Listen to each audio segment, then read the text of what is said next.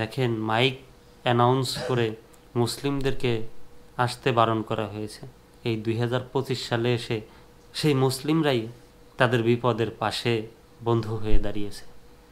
এটাই হচ্ছে মুসলিম এবং অন্যান্য ধর্মের পার্থক্য। ভারতে মহাকুম্ভে যাওয়া হিন্দুদের জন্য খুলে গেল মসজিদ মাদ্রাসার দরজা। ভারত জুড়ে রাজনৈতিকভাবে মুসলিম বিদ্বেষের তীব্রতা যতই বাড়ুক, সংকটকালে মানুষের দিকে মানুষের হাত বাড়ানোর আরও এক প্রমাণ পাওয়া গেল উত্তরপ্রদেশ রাজ্যের প্রয়াগরাজ্যের সাবেক এলাহাবাদ মহাকুম্ভে।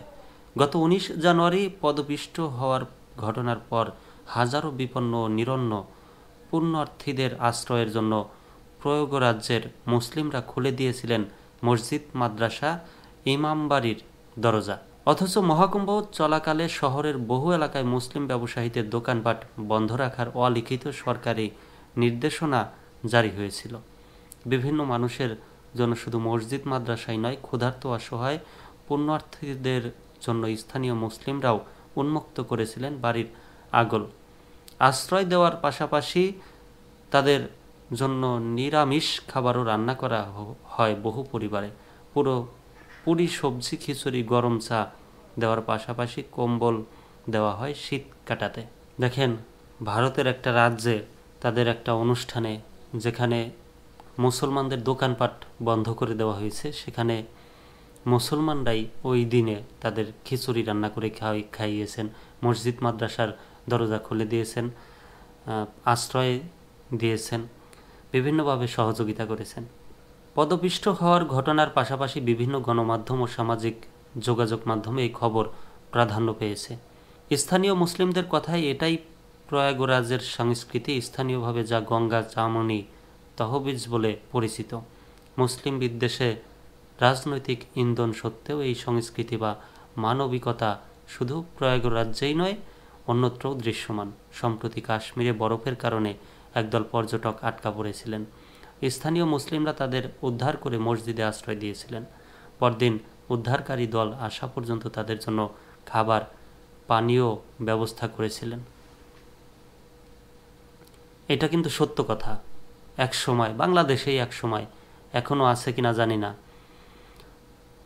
কিছু হিন্দু, আমি সব হিন্দুদের বলবো না, কিছু হিন্দু তাদের বাড়ি ঘরে কিন্তু এখনও মুসলিমদেরকে যেতে দেয় না। বা অনেক আগে রীতি ছিল যে হিন্দুরাই হিন্দুদেরকে, তাদের নিচু বংশদেরকে তাদেরকে জায়গা দিতেন না, তাদেরকে সম্মান করতেন না। এটা হিন্দুদের মধ্যে, কিন্তু মুসলিমদের মধ্যে সবাই জানে, হিন্দুরাও জানে, হিন্দুদের যারা পণ্ডিত আছেন তারাও জানে যে মুসলিমদের মধ্যে এমন নাই।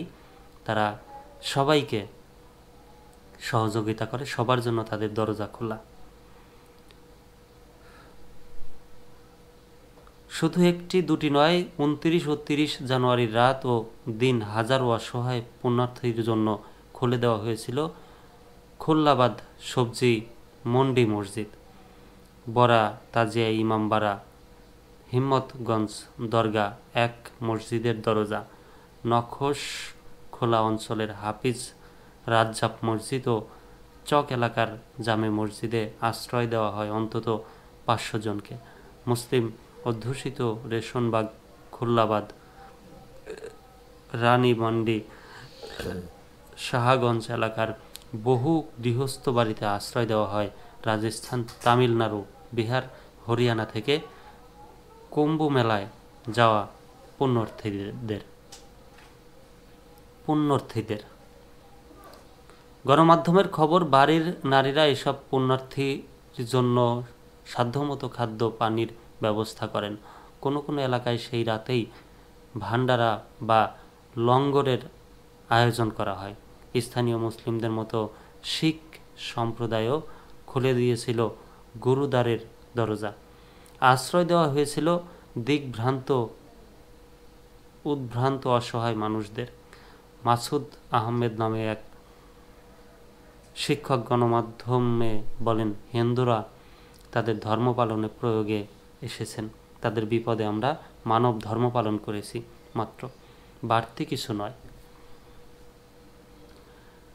চক এলাকার বাসিন্দা মাইনুদ্দিন জানান মানুষের বিপদে মানুষই তো এগোবে, এটাই ছোট থেকে আমরা শিখে এসেছি। খোল্লাবাদের মাহবুব আজম বলেন, মহাকুম্ভ শুরুর আগে থেকেই প্রচার চালানো হয়েছে, মেলা প্রাঙ্গণের ধারে কাছে মুসলমানেরা যেন না যায়। কি আশ্চর্য, মেলাই চলে এলো মুসলিমদের মহল্লায়। দেখেন, মাইক অ্যানাউন্স করে মুসলিমদেরকে আসতে বারণ করা হয়েছে। এই 2025 সালে এসে সেই মুসলিমরাই তাদের বিপদের পাশে বন্ধু হয়ে দাঁড়িয়েছে। এটাই হচ্ছে মুসলিম এবং অন্যান্য ধর্মের পার্থক্য।